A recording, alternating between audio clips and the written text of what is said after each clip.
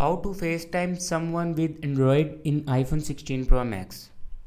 So let's start the video. First of all, check your software updates and update your latest version, iOS latest version 18, and then after iOS latest version it will give a app FaceTime. Click on FaceTime and here you can see the option create link.